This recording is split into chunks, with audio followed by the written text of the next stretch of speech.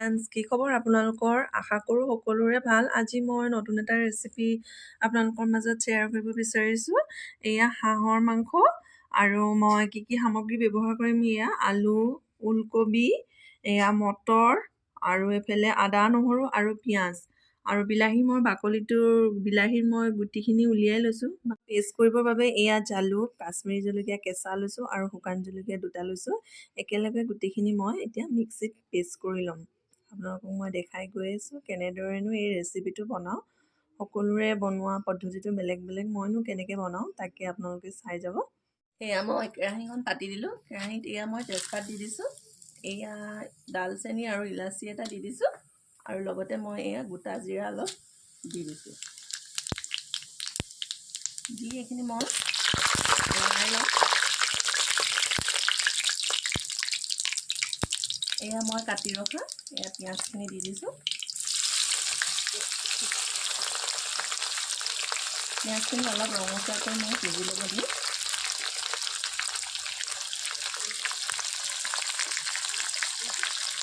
এইখিনি মই ভালদৰে ভাজি ল'ব দিম।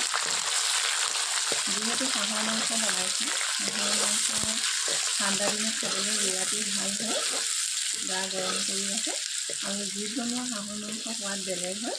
সেই গতিকে মই আপোনালোকৰ মাজলৈ ৰেচিপিটো আগবঢ়াই দিছোঁ।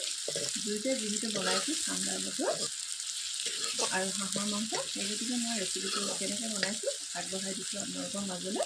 এইখিনি মই ৰঙচুৱাকৈ ভাজি লওঁ আৰু মই এইটো পেষ্টটো মই কৰি ৰাখিছোঁ। এইটো পেষ্টটো মই কৰি ৰাখিছোঁ। ইয়াত মই দিছোঁ গোটা জিৰা, ধনিয়া, কাশ্মীৰী জলকীয়া, শুকান জলকীয়া, জালুক, নহৰু আৰু আদা। এই গোটেইটো পেষ্টটো কৰি লৈছোঁ। মই ইয়াতে পেকেট কালাৰৰ বাবে পেকেটৰ গুড়ি মছলাটো মই ব্যৱহাৰ নকৰোঁ। ইয়াত একেবাৰে সম্পূৰ্ণ কাশ্মীৰী জলকীয়াটো দিছোঁ। এইখিনি মই এতিয়া ৰঙচুৱাকৈ ভাজি ল'ম অলপ সময়। ৰঙচুৱা হোৱাৰ লগে লগে মই ইয়াত পেষ্টটো দি দিম। এয়া মোৰ পিঁয়াজখিনি একেবাৰে সিজি ৰঙচুৱা হৈ গ'ল। সেই গতিকে মই ইয়াত কৰি ৰখা এই পেষ্টটো ইয়াত দি দিছোঁ। সকলোখিনি দি দিছোঁ। দি এইখিনি মই অলপ সময় ভাজি ল'ম, একেবাৰে ইয়াৰ পানীটো শুকাই যোৱালৈকে। তেতিয়া ইয়াৰ ধুনীয়া এটা ফ্লেভাৰ আহিব। সেই গতিকে এইখিনি মই অলপ সময় ভাজি ল'ম।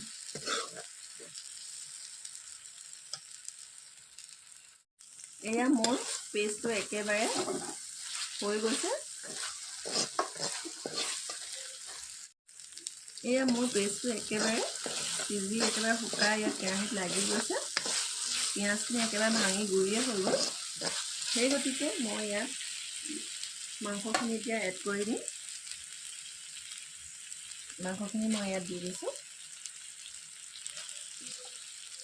মাংসখিনি দি ইয়াত মই নিমখ আৰু হালধি দি এইখিনি ভালদৰে লৰাই দিম।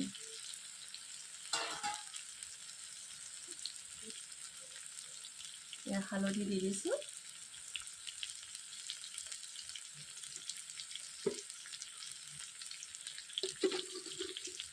আৰু এয়া নিমখ দি দিছোঁ সোৱাদ অনুসৰি। এইখিনি মই এতিয়া লৰাই ল'ম। এইদৰে বনাই খাই চাব, খাবলৈ বিৰাটেই সোৱাদ হয়।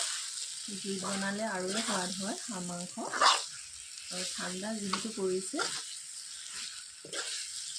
এইখিনি ভাজি এতিয়া ঢাকন মাৰি মই অলপ সময় সিজিব দিম।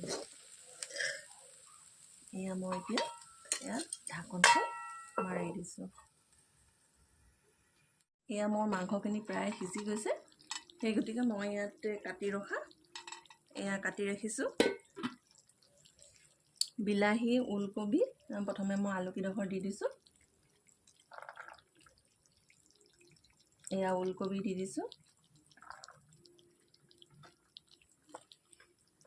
আৰু লগতে মই ইয়াতে বিলাহীখিনি দি দিছোঁ। আৰু ইয়াক গুচাই ৰাখিছিলোঁ মটৰ, এই মটৰখিনিও দি দিছোঁ। দি এইখিনি মই লৰাই সিজিব দিম। এইখিনি মই এতিয়া লৰাই দিম।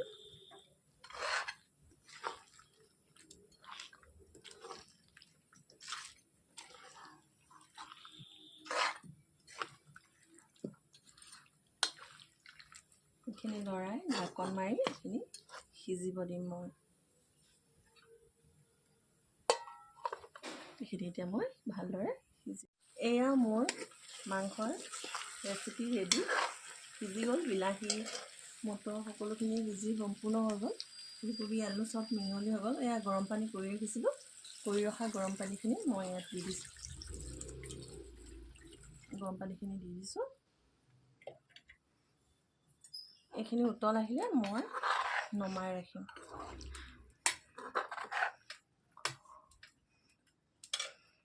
এইখিনি মই এতিয়া ঢাকন মাৰি সিজিব দিম আৰু উতল অহাৰ লগে লগে মই এইখিনি নমাই ৰাখিম। এয়া মোৰ মাংস একেবাৰে উতলি হৈ গৈছে। এয়া উতলি সম্পূৰ্ণ হৈ গ'ল। সেই গতিকে মই ইয়াত খুন্দি আনিছোঁ। এয়া মই খুন্দি আনিছোঁ ইলাচি গুড়ি অলপ দি দিছোঁ সুগন্ধিৰ বাবে। ধুনীয়া ধুনীয়া গোন্ধাব। পেকেটতে গুড়ি কৰি লৈছোঁ। এয়া ইলাচি দি দিছোঁ। এয়া ৰেচিপি একেবাৰে সম্পূৰ্ণ ৰেডি হৈ গ'ল। এতিয়া পৰিৱেশন কৰাৰে কথা। শুকাই গ'ল পানীটো। সকলো সিজি গৈছে সম্পূৰ্ণ। আলু সকলো সিজি গ'ল। এয়া মোৰ মাংসৰ ৰেচিপি ৰেডি। এয়া ওচৰৰ পৰা দেখুৱাই দিছোঁ। এয়া ৰেচিপি ৰেডি। এনেদৰে আপোনালোকে খাব, বিৰাটেই সোৱাদ, টেষ্টি হয়। জিৰা, ধনিয়া আৰু জালুক দিছোঁ। পেকেট মই ইউজ কৰাই নাই। বিৰাটেই টেষ্টি হয় আৰু ঠাণ্ডাৰ দিন যিহেতু হাঁহ মাংসৰ সোৱাদ আৰু গৰম হৈ যায়। যিহেতু জুইত বনাইছোঁ, হাঁহ এনেও গৰম